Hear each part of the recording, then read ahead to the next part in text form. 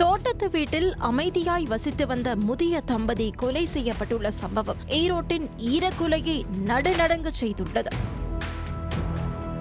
இதனால் தனியாக வசிக்கும் முதியவர்கள் தொடர்ந்து குறிவைக்கப்படுகிறார்களா என்கிற கேள்வியும் எழுந்துள்ளது. இந்த கொலையின் பின்னணி என்ன? மர்ம கும்பல் முதியவர்களை அட்டாக் செய்வது ஏன்? பார்க்கலாம் இந்த தொகுப்பில்.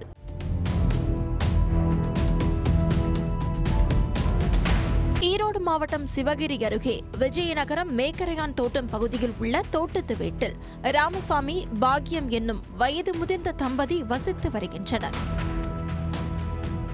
இவர்களுக்கு ஒரு மகளும் ஒரு மகனும் உள்ளனர். இவர்களுக்கு திருமணம் ஆனதால் வெவ்வேறு இடத்தில் வசித்து வருகின்றனர். இந்நிலையில் கடந்த 2 நாட்களாக ராமசாமி அவருடைய மகன் கவிசங்கரின் செல்போன் அழைப்புகளை எடுக்காமல் இருந்துள்ளார். இதனால் சந்தேகமடைந்த கவிசங்கர் உறவினர்கள் மூலமாக தந்தையின் வீட்டிற்கு சென்று பார்க்க கூறியுள்ளார். அப்போது வீட்டில் துர்நாற்றம் வீசியதால் சந்தேகமடைந்த உறவினர்கள் உடனடியாக போலீசாருக்கு தகவல் கொடுக்க, பிறகு போலீசார் சம்பவ இடத்திற்கு வந்து பார்த்தபோது தம்பதி கொலை செய்யப்பட்டு உயிரிழந்து கிடந்தது தெரியவந்துள்ளது. இதையடுத்து மோப்பநாய், கைரேகை நிபுணர்கள் வரவழைக்கப்பட்டு தடயங்களை சேகரித்ததோடு உடல்களையும் கைப்பற்றி பிரேத பரிசோதனைக்கு அனுப்பி வைத்துவிட்டு விசாரணை மேற்கொண்டனர்.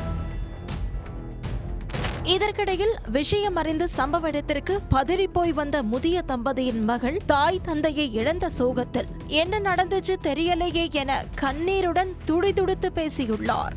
இவ்வளோ நலங்கதை இருக்கிறோம், எந்த பிரச்சனையும் இதுவரையிலும் இல்லை. இப்போதான் திடீர்னு இப்படி நடந்திருக்குங்க சார். எனக்கு கல்யாணம் ஆயிடுச்சு, தம்பி கல்யாணம் ஆகி அவங்க வீட்டில் இருக்கிறோம். அவங்க முத்தூரில் தொழில் பண்ணிகிட்டு இருக்கிறாங்க. அப்பா அம்மா மட்டும்தான் அங்கே இருக்கிறாங்க. நாங்கள் அப்பப்போ வந்து போய்கிட்டு இருந்தோம்.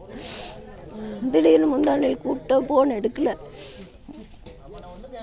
அப்புறம் இந்த மாதிரி ஃபோன் எடுக்கலைன்னு சொல்லி பக்கத்தில் மாமா பையனுக்கு கூப்பிட்டு, அத்தை மாமா வேணும் ஃபோன் எடுக்கல, போய் பாரு தம்பி நாங்கள் வர்றேன்னு சொன்னோம். அவன் வந்து பார்த்ததையுமே இந்த மாதிரி ஆயிடுச்சு. எங்களுக்கு என்ன நடந்ததுன்னு தெரியலையே. முதற்கட்ட விசாரணையில் பாகியம் அணிந்திருந்த தங்க தாலிச்சங்கிலி மற்றும் வளையல் என 10 சவரன் தங்க நகைகள் கொள்ளையடிக்கப்பட்டது தெரியவந்துள்ளது. இதனிடையே சம்பவ இடத்தில் ஆய்வு செய்த மாவட்ட எஸ்பி கொலையாளிகளை பிடிக்க டிஎஸ்பி தலைமையில் 8 தனிப்படைகளை அமைத்து உத்தரவிட்டுள்ளார். தொடர்ந்து அக்கம் பக்கத்தினரிடம் விசாரணை மேற்கொண்டு வரும் போலீசார் அந்த பகுதிகளில் உள்ள சிசிடிவி காட்சிகளையும் ஆய்வு செய்து வருகின்றனர்.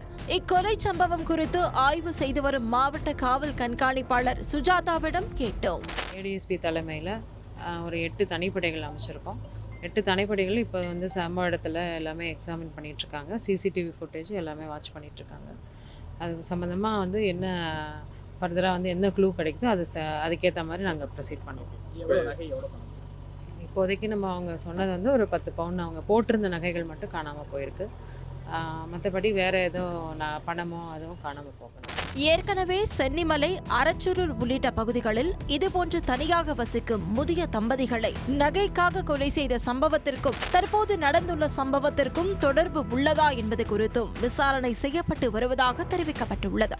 இந்நிலையில் தயவுதாட்சினை பார்க்காமல் முதியவர்கள் 2 கொலை செய்யப்பட்டுள்ள சம்பவம் அப்பகுதியில் பரபரப்பை ஏற்படுத்தியுள்ளது.